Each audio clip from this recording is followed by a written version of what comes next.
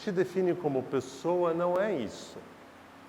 O que te define é o que nesse livro chamado Renovando Atitudes, num capítulo chamado A Arte da Aceitação, e ele cita esse capítulo do Evangelho, e ele fala assim: o ser humano pode abrandar ou aumentar a amargura das suas provas pela maneira que encara a vida terrestre. Então a gente pode abrandar e a gente pode aumentar o sofrimento de acordo com o que a gente olha para a nossa vida.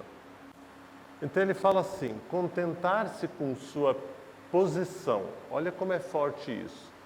Contentar-se com sua posição, sem invejar a dos outros. Ninguém aqui sente inveja dos outros, tá certo? Esse era o terceiro ato do sim, lembra? Sim. Não me convenceu, mas tá bom, tudo certo. Sem invejar a dos outros.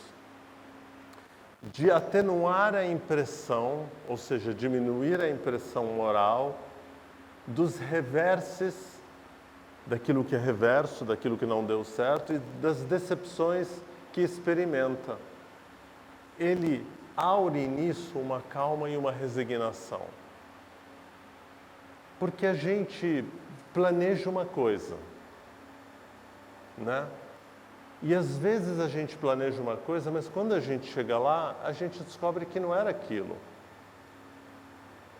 Não há nenhuma vergonha de dar um passo para trás e pegar uma outra direção. Mas a gente fica envergonhado. Por quê? O que é que os outros vão pensar de mim? Eles vão pensar. Por exemplo, no momento eu estou aqui falando, tem um monte de gente pensando de mim. Tem gente que está dizendo, o cabelo dele está horroroso. Tem gente que está dizendo, é ridículo isso que ele está falando. Tem, isso é inevitável as pessoas pensarem a seu respeito. Mas ele fala assim: aceitar a nossa realidade, qual representa, é um ato de benefício à nossa vida. Aceitar traz paz, traz lucidez para a nossa mente, né? Por quê? Ele faz a gente enxergar qual é o ponto de partida e a gente ir realizando a nossa transformação interior durante a caminhada da vida. Então,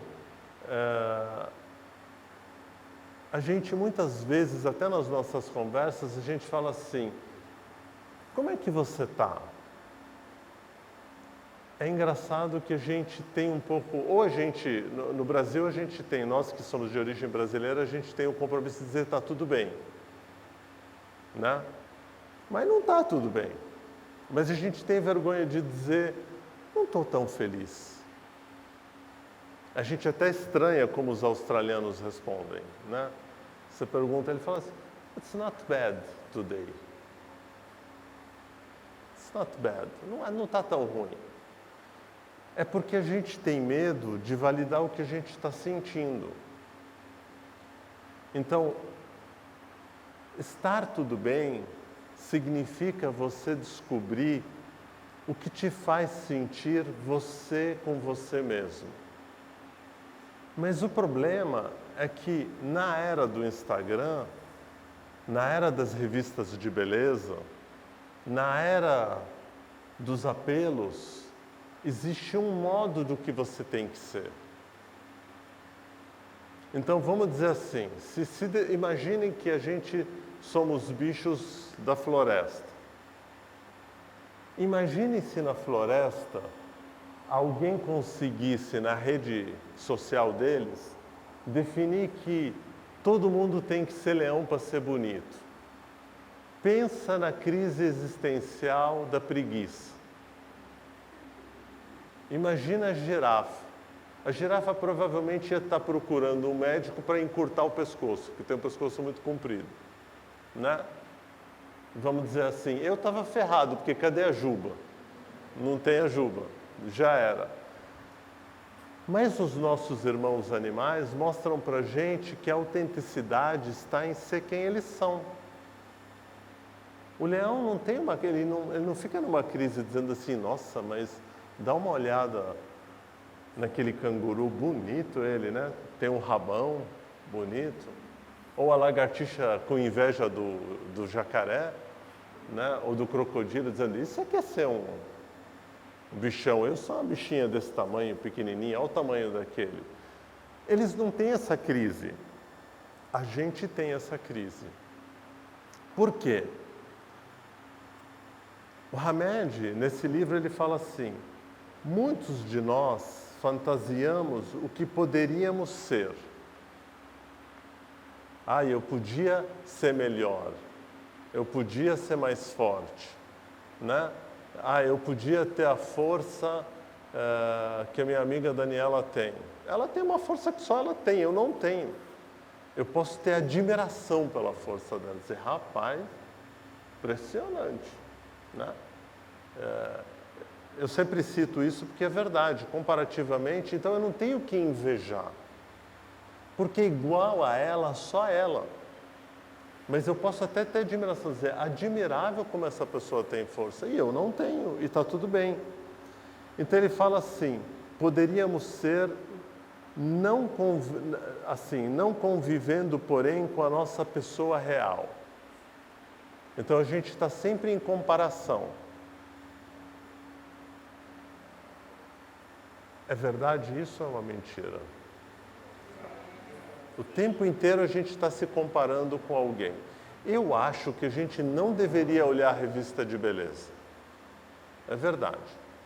A única coisa que elas mostram é que a gente é horrível. Não, primeiro, porque não há filtro capaz de fazer tudo aquilo, né?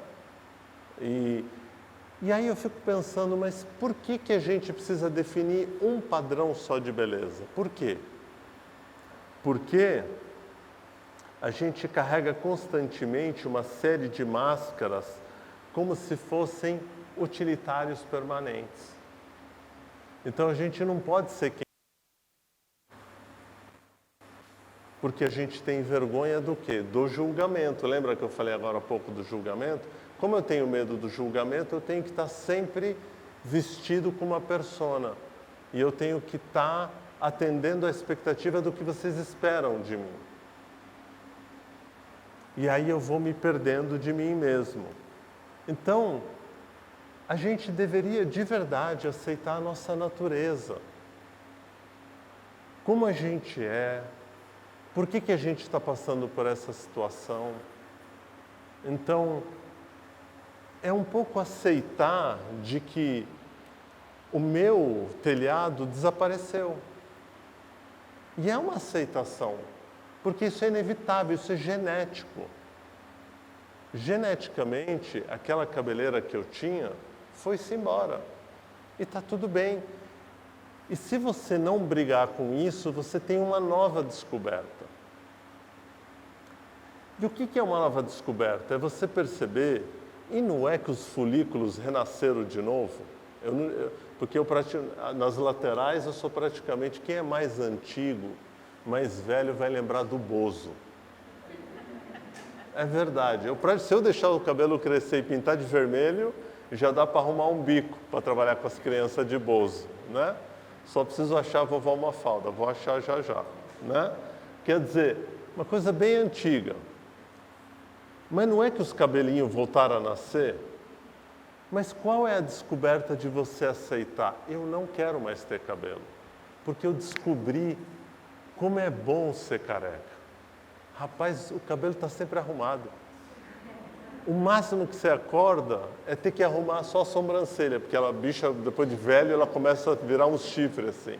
O máximo que você tem que é dar uma arrumada na sobrancelha.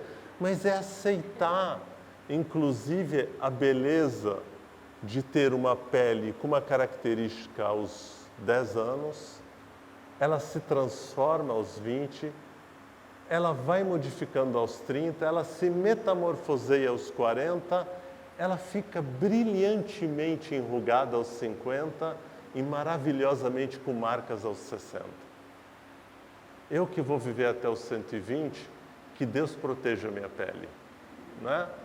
Mas tem uma beleza nessa transição, mas socialmente a gente foi levado a não aceitar essa transição natural, do jeito que a gente é, do ponto de vista físico, do ponto de vista psicológico, do ponto de vista existencial e do ponto de vista espiritual. Quem é a pessoa mais bonita aqui dessa sala? Eu vou contar até 3 e levanta a mão quem é a pessoa mais bonita dessa sala. 1, 2, 3. Eva, adorei. Vamos fazer uma chance para quem não levantou a mão, para você pensar. Quem é a pessoa mais bonita dessa sala? Vamos experimentar, não é para ser forçado, tem que ser honesto. 1, 2, 3. Já deu uma melhorada, porque a pessoa falou, gente, eu sou bonita mesmo. Né? Quando a gente entender de que a gente está na nossa melhor encarnação, quando a gente entender que essa é a nossa melhor versão, não pensa assim que eu escutei. Diz assim, rapaz, estou mal então, hein? Se essa é a minha Tem gente, pensa alto, eu escuto. Estou mal mesmo, se essa é a minha melhor versão para o mundo. Mas é verdade, essa é a nossa melhor versão. A gente tem um corpo biologicamente fabricado sob medida para a gente mesmo. É sob medida. É esculpido à mão. O artesão que fez a gente fez à mão, cada detalhe, cada capricho. E quando eu olho para vocês, eu falo, nossa, quanta gente bonita. Mas a cultura, os preconceitos e o mal sofrer definiu quem é bonito e quem é feio. Entende? Então, por exemplo, a gente ainda tem dificuldade de ir, por exemplo, para os nossos irmãos africanos e ver aquela... Gente, toda vez que eu vejo gente mais da África Central, eu falo, mas como é que foi pintado à mão? Isso não é possível, como brilha, como é linda aquela pele. Mas isso significa então que a pele da norueguesa não é tão bonita? Tem um branco que é só aquele branco. Então, a beleza que Jesus, lá naquela conversa, Elias, lá que ele estava falando, e eu voltar para o Elias, que eu falei que ele fez uma citação de uma conversa com Jesus, porque Jesus fala da ovelha perdida, mas o conceito não é dele, ele pergunta para um pastor. Ele pergunta, tem um pastor aqui, pastor de ovelhas? Tem. Ele falou, se você tiver 100 ovelhas, 99 ovelhas, e uma... Desculpa, se você tiver 100 ovelhas, estou com problema de matemática hoje. Se você tiver 100 ovelhas e uma ovelha se perder, você deixaria as 99 para trás para ir buscar aquela? E o pastor imediatamente falou, imediatamente eu faria isso. Porque as 99 já estão juntas, estão aglomeradas. Aquela que está perdida, a gente vai lá buscar. Vamos imaginar que essa, pelo menos, é a 100ª encarnação da gente. Faz 99 vezes que você se abandona. Faz 99 vezes que você se acha feio. Você nem está olhando no espelho para você. Você acreditou que você é incompetente, que você não é forte, que você não é capaz, que você é fraco. Você acreditou nisso. E você é a melhor formação da sua existência. Eu acho que é um privilégio nessa encarnação a gente estar onde a gente está. A gente avançou muito. Né? Eu, particularmente, Maher, provavelmente eu não estaria exatamente em Gaza, porque a parte da minha família que se separou ficou em Nablus, mas eu estaria num lugar bem difícil. E o mais bonito que a gente vê é o depoimento dessas pessoas, por exemplo, seja na Somália, seja no Iêmen, seja no Zimbábue, quando elas viram e falam assim, na graça de Deus, é que elas já alcançaram uma fé que a nossa gente ainda não chegou lá. Então a gente não precisa invejar a fé deles, mas a gente pode se inspirar nela. Dizer, caramba, né? A última vez que eu comi pão foi em novembro, a pessoa só foi comer pão de novo em janeiro, e ela está agradecendo, feliz comendo pão, e eu estou reclamando todo dia da minha comida. Não é para a gente se sentir mal, é para a gente valorizar a nossa existência. Então, é para a gente valorizar a nossa vida. Ele fala assim, quando não enfrentamos, para a gente ir finalizando, que eu olhei no relógio e tomei um susto, quando não enfrentamos os fatos existenciais com plena aceitação, criamos quase sempre uma estrutura mental de defesa. Deu para entender? Somos levados a reagir com atitude de negação, que são, em verdade, molas que abrandam os golpes contra a nossa alma. São considerados fenômenos psicológicos de reação natural e instintiva às dores. Conflitos, mudanças, perdas e deserções que por algum tempo nos aliviam dos abalos da vida, até que possamos reunir forças para enfrentá-los, aceitá-los verdadeiramente no futuro.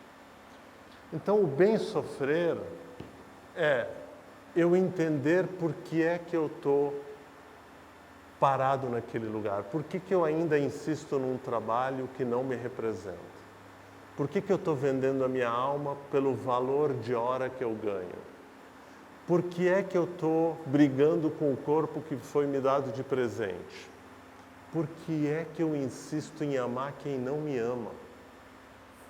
É porque eu perdi o valor de mim mesmo. Não, e aí a gente sai cantando, o amor é uma dor. Não, o amor não é uma dor, amor é para ser bom. Inclusive, amor só dura em liberdade. E para a gente encerrar, como já a nossa oração,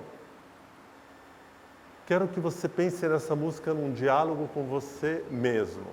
Ele diz assim, quase ninguém vê. Quanto mais o tempo passa, mais aumenta a graça em te viver. Imagina você falando isso para você. Quase ninguém vê. Quanto mais o tempo passa, mais aumenta a graça em te viver. E ele fala, eu sei. E sai sem eu dizer. Tem mais do que mostro. Não escondo quando gosto de quem? De você. Isso é um diálogo comigo mesmo. O coração dispara. Tropeça quase para. Me encaixo no seu cheiro e ali eu me deixo inteiro. Eu queria que você chegasse em casa e olhasse no espelho e dissesse assim, eu amei te ver. Eu amei te encontrar. Né? Então, se o coração disparar, tropeçar e quase parar, me enlaço no meu autocuidado, abraço o meu desejo, a minha própria mão me apara, me acalma e eu encosto na minha alma e o corpo vai sem medo, descansa todos os nossos segredos. Ok? Nunca mais vocês vão ouvir essa música do mesmo jeito. Mas eu acho que é um pouco desse entendimento do encontro comigo mesmo. Então, que o convívio, para a gente sair bem sofrendo, que o convívio comigo mesmo, ao menos, seja suportável. Porque metade de mim eu sei, a outra eu desconheço. Tá bom? E na graça de Deus, vamos agradecendo por mais esse encontro, pedindo um amparo do nosso mentor individual, que a gente possa chegar na nossa casa e nos reconciliar com a gente mesmo, que a gente possa se amar, ser feliz e que a luz de Jesus nos ajude a sempre buscar a parte que está desgarrada da gente e buscar todos aqueles que precisam de ajuda e que a gente tenha dias melhores para sempre. Que assim seja, graças a Deus. Boa noite para vocês.